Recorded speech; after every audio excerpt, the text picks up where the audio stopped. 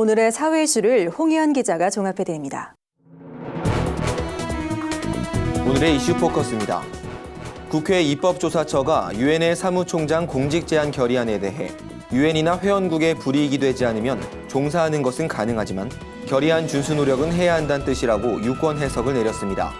입법조사처는 유엔 결의안 규정을 준수하지 않았다고 해서 유엔이 법적 책임을 물을 수는 없겠지만 무시해도 되는 것은 아니라며 그 취지에 맞게 준수하기 위한 노력을 해야 한다고 밝혔습니다.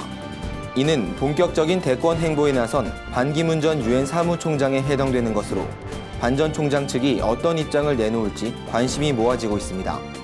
한편 유엔 사무총장 퇴임 후 가장 두드러진 공직 진출 경력을 가진 인물은 쿠르트 요제프 발트하임 전 총장으로 쿠르트는 퇴임 후 4년이 지난 뒤 대선에 출마한 경력을 갖고 있습니다. 지도 서비스 이용 불가로 약 6개월 만에 국내 출시된 포켓몬고가 일주일 만에 모바일 게임 중 가장 많은 이용자를 모은 것으로 나타났습니다. 구체적 수치는 공개되지 않았지만 매출 부문에서도 2위를 기록했습니다.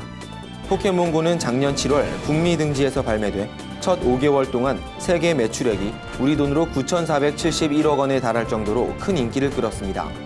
우리나라엔 뒤늦게 출시됐지만 발매 직후부터 젊은 층을 대상으로 폭발적 호응을 얻고 있습니다.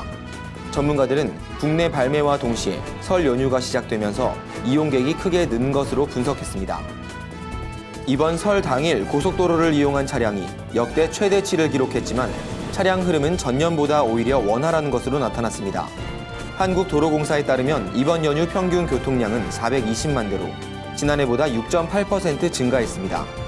하지만 시간대별 평균 정체 길이는 오히려 18% 감소했는데요. 도로공사는 고속도로와 국도가 새로 개통되면서 교통량이 분산돼 질서가 유지된 것으로 분석했습니다. 뿐만 아니라 법규 위반 차량을 드론으로 단속한 것도 큰 효과를 봤습니다.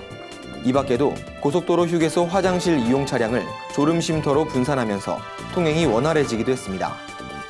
우리나라 국민의 88%가 인터넷을 이용하는 것으로 조사됐습니다.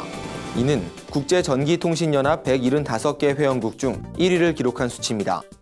특히 60세 이상 고령층의 인터넷 이용자 수가 크게 늘어 2명 중 1명이 이용하는 것으로 나타났습니다. 10대부터 40대의 이용률은 100%에 육박합니다.